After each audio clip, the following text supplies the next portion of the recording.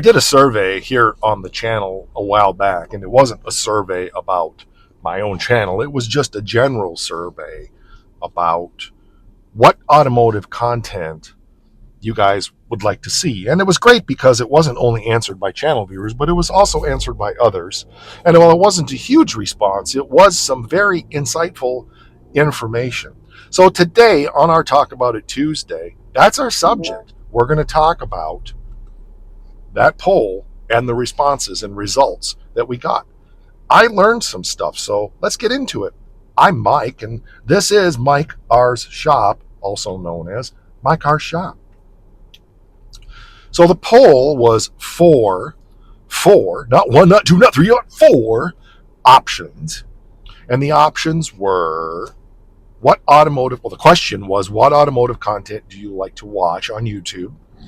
And the responses were possibilities of fabrication, engine building, painting, and discussion topics just like this. Do you like my hand in your face? I'm driving my wife's car, and her phone holder is in a much different place. So sorry about that. But anywho, the subject matter of that survey was very interesting to me because I really did expect some of the results. I didn't expect some of the other results. So let's start with number 4. The one thing that nobody responded to that I recall, maybe they did, was people are not really interested in watching YouTube for automotive paint content.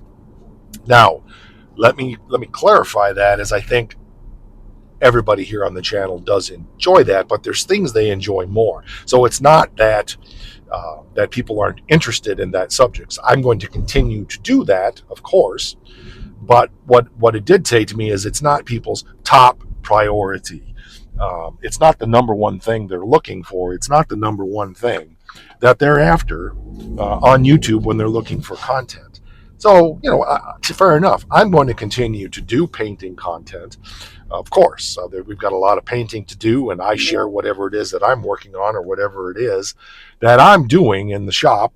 You just spend the day with me. So we'll continue to do how-to and tutorials, and we'll have some discussion about it and other things. But that one was lowest on the list. The second one, which it kind of surprised me, but it didn't. Discussion topics was number 3. And I found that interesting because Talk About It Tuesdays are often my best performing videos on the channel. We've really hit some hot topics. So what I learned from that is I think we accidentally stumble across some stuff that are kind of hot topics that people on YouTube like to hear and like different viewpoints and different discussions on. But it's not necessarily what they're going to first. So that's cool. I've really considered stopping doing Talk About It Tuesdays. But I think, and we may change what Tuesdays are about down the road, but right now, let's put it this way. Talk About It Tuesdays years ago were whiteboard episodes where I discussed some aspect of the automotive. Sorry, getting my hand in you again. And like my number 1 episode on the channel, which is probably approaching 60,000 views at this point. It's my number 1 money-making video on the channel. Is all Talk About It on engine CFM. The video was labeled carb sizing, but that actually wasn't what it was about, which is probably why it's being so successful, because I get flamed for that all the time. And people saying I don't know what I'm talking about, blah, blah, blah. I don't care. You know what? I've made several $100s on that video, so I'm happy. And I didn't mispresent information.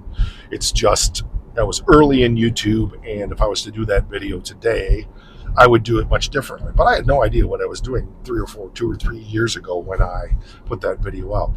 I still don't have any idea what I'm doing, but Number 2, the big poo, number 2 on the channel is, drum roll please, engine building. Interesting.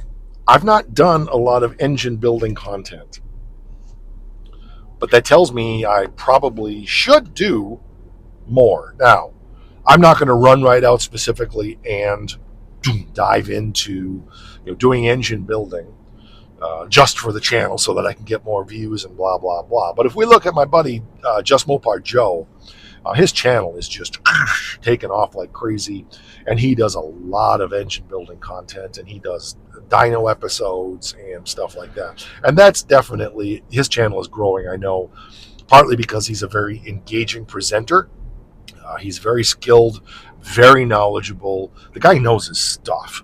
And so that's part of why his stuff is so successful. I know that.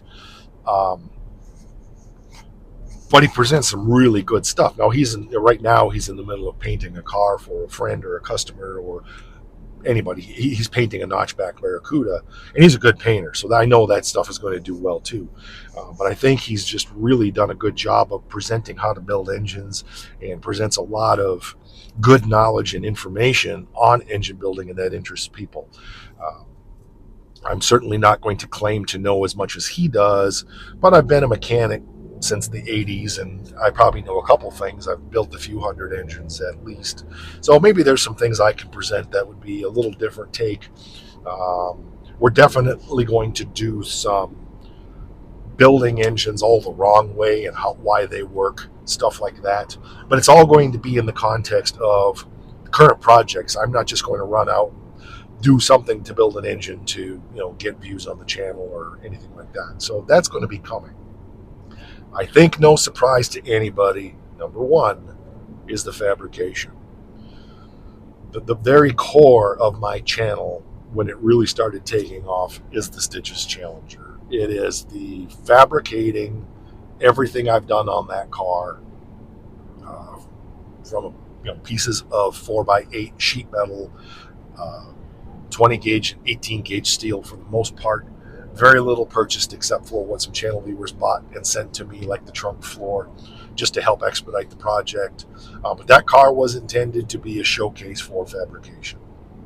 And I think we've demonstrated some things there that people didn't necessarily know could be done, especially in building rear frame rails for that car. I think we demonstrate the use of some very simple equipment like a shrinker stretcher and a bead roller and a sheet metal brake, and what can be done with just a few $100s worth of Harbor Freight equipment.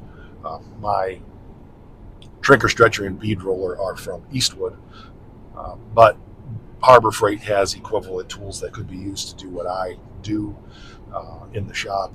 And so there's not tons of money into that equipment, and it really can demonstrate what you can do if you put your mind to it and want to learn how metal works and how metal flows.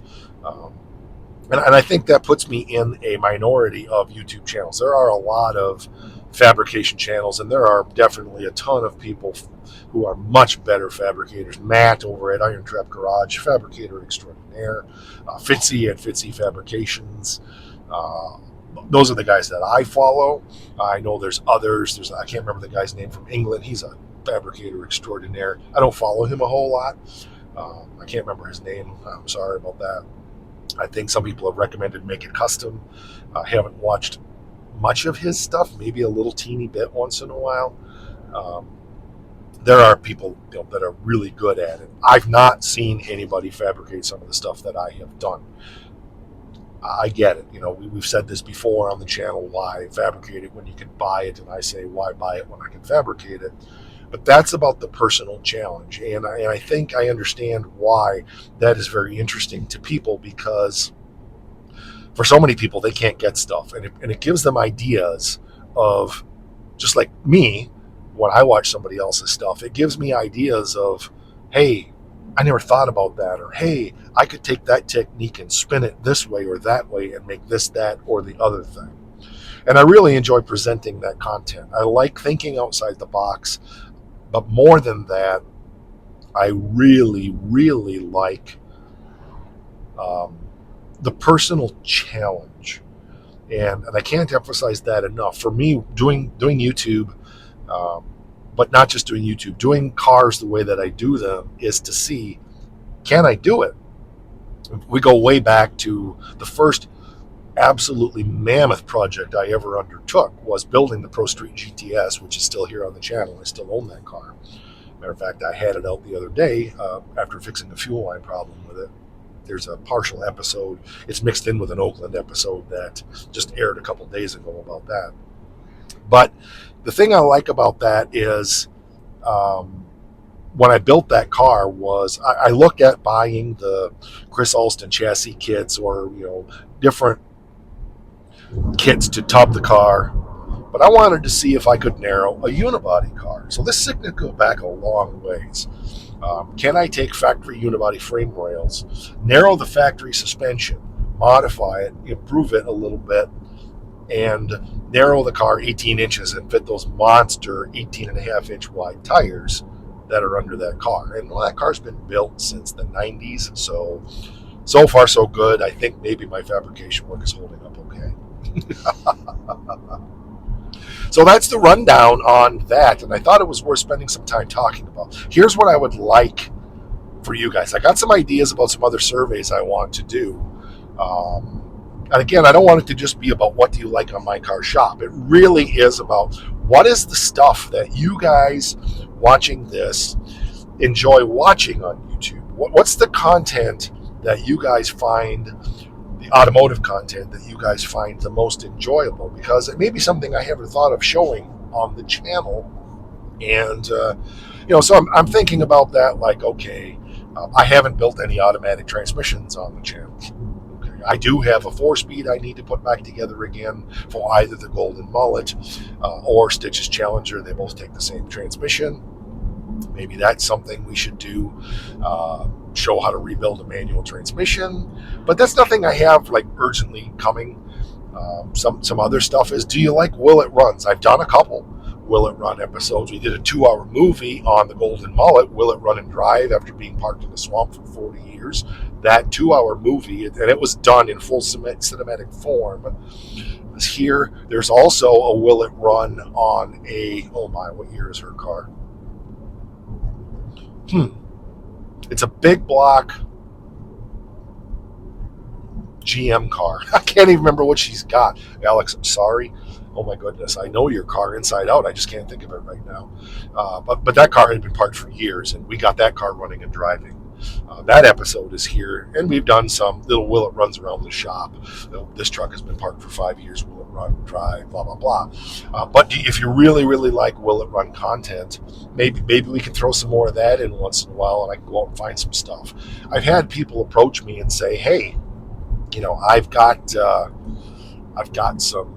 this car parked or that car parked, and would you be willing to come and get it running and driving for me, and you can film an episode? Well, I'm at a point in life where I might be willing to do it if there's a little cash involved, but just for the sake of filming an episode, maybe not. But hey, if it's content that's going to generate good views on the channel, then by all means. I have issues, as you've heard me say in several of the Will It Run episodes I've done. I do have issues with the way a lot of this stuff is done, and I have my own take and my own way of doing it. So that's one thing I've thought about, is putting that into a survey and saying, hey, is that stuff you guys would like? I'm kind of, what else? I do a lot of the shop upkeep content. People seem to really like that. Shop cleaning, shop maintenance, organizational style stuff. Of course, always getting new equipment in the shop. But what would you say would be 4 new automotive related questions that I could ask that you guys might be interested in me putting into a survey? And let's see how that bears, and let's see how that might influence the channel. So I need your feedback and your help on that one. So there you go. All right, that's going to do it for this one. I did this all in one take today, partly because I don't have my handheld to be able to turn the camera on and off, and it's illegal to be touching your phone and messing with your phone. So I'm trying to obey the intent of the law and handle this like I'm doing a phone conversation with you, all hands free. But I also am reading a lot about different video presentation styles, and so I'm mixing things up a little bit and trying different things. So as we say, we say in the shop, make it safe, make it fun. No, make it safe, make it done, and go have fun. I've definitely done that on today's video, trying to make it safe so that I'm not messing with the phone to film this, and make it done because we needed to get a video done, and I'm having fun. So there you go. All right, I'm going to pull over the car up here now and turn this off. So we will catch you on the next one. And it's important around here. Don't forget.